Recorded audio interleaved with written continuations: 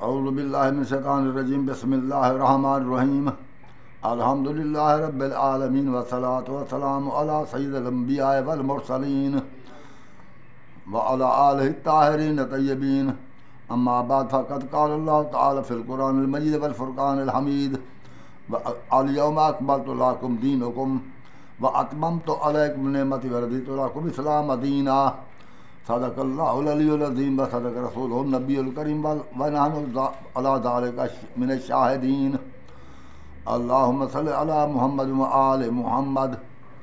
السلام علیکم حضرات ناظرین، میں ابن الخیر سید البخشا تسلیم آپ کی خدمت میں حاضر ہوں۔ آج 8 جنوری 2025 ہے 8 جنوری 2025 ہے، تو میں آپ کی خدمت میں ابن الخیر سید البخشا تسلیم حاضر ہوں اپنے چینل تفہیمات الحکمت سے۔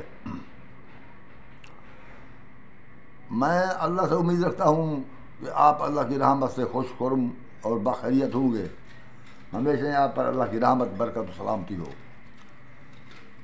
تو میرا واٹس ایپ نمبر ہے 0346 66 30 859، اور ایک سادہ فون نمبر ہے 0315 60 96 711۔ اگر واٹس ایپ نمبر پر رابطہ نہ ہو تو سادہ نمبر پر رابطہ کر کے مجھ سے آپ رابطہ کر سکتے ہیں۔ گزارش یہ ہے، یہ ہمارے مسلمانوں کی عادت ہے کہ جب ہم کوئی بات کرتے ہیں، بات سن کر چاہے ہم قرآن کی آیت ہی پڑھیں تو وہ یہ سوچتے ہیں کہ یہ شیعہ ہے، اگر کوئی سننے والا ہے تو بس اس کی بات تو نہیں مانے گی ورنہ تو ہمیں گمراہ کر دے گا۔ وہ یہ نہیں سمجھتے کہ دین میں تبدیلی ہو چکی ہے۔ آپ دیکھ رہے ہیں کئی گروہ ہیں، نماز کی کئی قسمیں ہیں، ہر شخص نمازیں پڑھ رہا ہے اپنے طریقے سے، کوئی سینے پر ہاتھ باندھے ہوئے، کوئی ناف پر، کوئی ناف کے نیچے، کوئی ہاتھ کھول کر۔ دین تو تبدیل ہو گیا ہے، تو اب چاہیے کہ ہم دین کو تلاش کریں، دیکھیں، جو سچی بات کرے، جو قرآن پڑھے، ہم قرآن پر عمل کریں۔ میری یہ عادت ہے کہ میں جب قرآن پڑھتا ہوں، اسے ایک تو میں پڑھتا ہی قرآن ہوں، اگر کوئی حدیث پڑھوں تو وہی پڑھتا ہوں جو یا تو وہ مسلمہ بین المسلمین ہو، اگر کوئی اختلاف ہو تو اس کی مطابقت قرآن سے کرتا ہوں۔ اور اس لیے بجائے اس کے ہم ایک دوسرے سے بھاگیں، ایک دوسرے کی نہ سنیں، یہ غلطی ہے۔ اگر اللہ کا خوف ہے، روز محشر اللہ کے سامنے پیش ہونا ہے، اگر جہنم سے بچنا ہے تو دین میں تحقیق لازمی ہے۔ میں نے ناظرین سامعین، اللہ کی آپ پر رحمت ہو، اللہ آپ کو سننے سمجھنے کی توفیق عطا فرمائے۔ میں نے آپ کے سامنے ایک آیت پڑھی ہے جو کہ سورۃ مائدہ کی آیت نمبر 3 ہے۔ اللہ فرماتے ہیں الیوم اکملت لکم دینکم، آج کے دن میں نے تم پر دین تمام کر دیا، مکمل کر دیا۔ اکملت لکم دینکم، اپنا دین تم پر، تمہارے لیے دین مکمل کر دیا۔ واتممت علیکم نعمتی، اور میں نے تم پر اپنی نعمت یعنی یہ قرآن مجید تمام کر دیا، مکمل نعمت عطا کر دی۔ ورضیت لکم اسلام دینا، اور میں بہت خوش ہوں تمہارے اس دین اسلام پر۔ دین ایک تو مکمل ہو گیا، دوسری بات یہ اللہ کا پسندیدہ دین، وہ ایک دین تھا۔ اب آپ دیکھ رہے ہیں کہ دین تو مختلف بن گئے ہیں، تو ان میں سے رسول کریم کا فرمان بھی ہے اور قرآن مجید نے بھی فرمایا ہے۔ رسول کریم نے فرمایا کہ ستفترق امت ثلاثۃ سبعین فرقۃ کلہم فی النار واحدہ، میری امت کا 73 فرقہ بنے گا، سب جہنم میں جائیں گے سوائے ایک کے۔ یہ حدیث مسلمہ بین المسلمین ہے۔ مسلمان چاہے وہ کسی ہی فرقے سے تعلق رکھتے ہوں، کسی مکتب فکر سے، اس حدیث سے انکار نہیں کر سکتے۔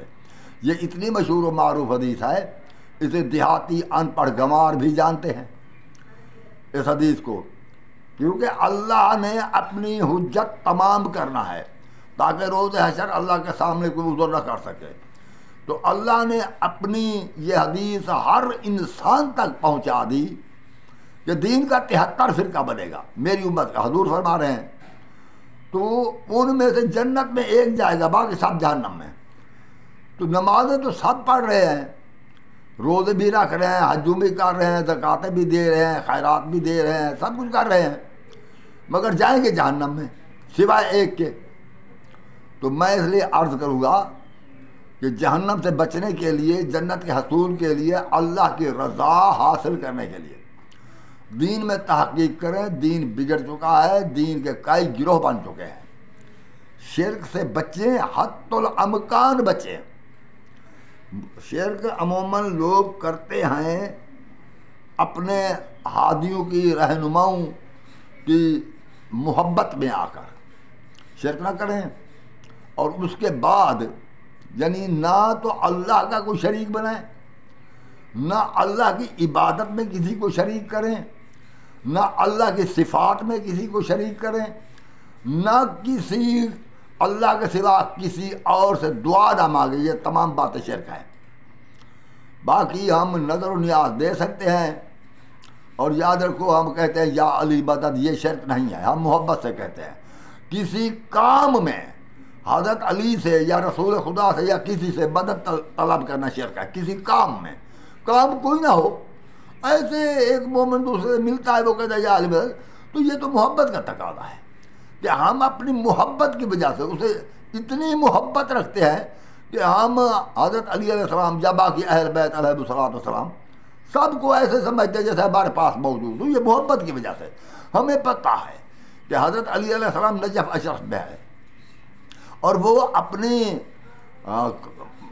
مرکز مبارک میں، مرکز اطہار میں زندہ ہیں، شہید ہیں، ہم جانتے ہیں، اللہ سے رزق کھاتے ہیں، مگر بات یہ ہے ہم سے ان کا رابطہ کٹ چکا ہے، ہم سے وہ نجف میں بھی باہر ہم وہیں نجف پہنچ جائیں، وہ بہت مقدس مقام ہے، ہم محبت کے لیے اس کی برکت پاک کی زیارت کو جاتے ہیں، مگر وہاں پر جا کر دعا مانگتے اللہ سے ہیں اور واسطہ دیتے ہیں حضرت علی کا۔ یہ واسطہ دینا شرک نہیں ہے، یہ تو مولوی ایسے وہ خواہ بخواہ سوچتے نہیں ہیں، ورنہ واسطہ دینا، قرآن کا واسطہ دینا، اللہ کو اس کی رحمت کا واسطہ دینا، شاعر اللہ کا واسطہ دینا، شاعر اللہ جو اللہ نے بنائے ہیں، وہ یہ شرک نہیں ہے، یہ اللہ نے خود عزت دی ہے محمد مصطفیٰ اور اس کی آل پاک کو، ان پر درود جاری کیا ہے، یہ درود جاری کیا ہے محمد مصطفیٰ کی آل پاک پر، تو اس لیے یہ کوئی وہ نہیں ہے، یعنی یہ کوئی شرک نہیں ہے واسطہ دینا۔ ہاں البتہ ایسے بغیر یا رسول اللہ صلی اللہ علیہ وسلم علیہ یا رسول اللہ کہنا یہ شرک نہیں ہے۔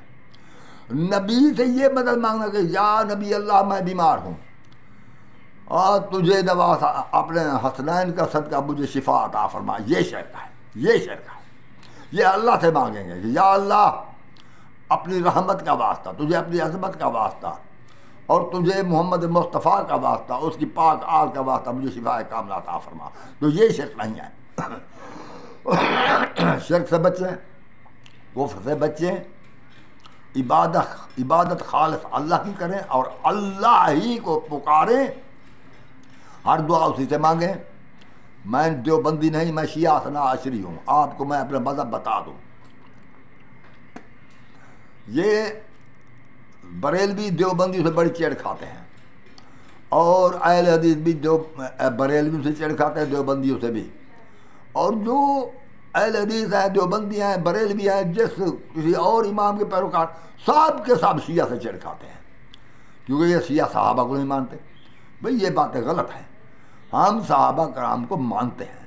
کیا مانتے ہیں؟ صحابہ مانتے ہیں، صحابہ کرام کو صحابہ مانتے ہیں، بس اور کچھ نہیں مانتے، کیونکہ انہیں کوئی عہدہ اللہ نے نہیں دیا، یہ صحابی ہونا عہدہ نہیں ہے۔ اللہ کے عہدہ دار جو ہیں وہ صدیق ہیں، معصوم ہیں، نبی ہیں، شہید ہیں، وہ ہیں، یہ عہدہ دار نہیں۔ صحابہ کے ذمہ کام تھا مسلمان ہو جاؤ، رسول کریم نے دعوت دی، مسلمان ہوئے، اب رسول کی اطاعت و فرما برداری اور اللہ کی فرما برداری کو، یہ ان کے ذمہ یہ کام تھا۔ ہدایت حاصل کرو، ہدایت دینا ان کا کام نہیں تھا، میرا کام بھی ہدایت حاصل کرنا، دینا نہیں ہے۔ یہ جو میں آپ سے عرض کرتا ہوں، یہ امر بالمعروف نہی عن المنکر مجھ پر فرض ہے، ہر مومن مسلمان پر فرض ہے۔ تو دین ہو چکا مکمل، جو بات میں کر رہا تھا، جیسے دین آیا، جیسے اللہ نے دین دیا، جس طرح اس نے نماز پڑھنے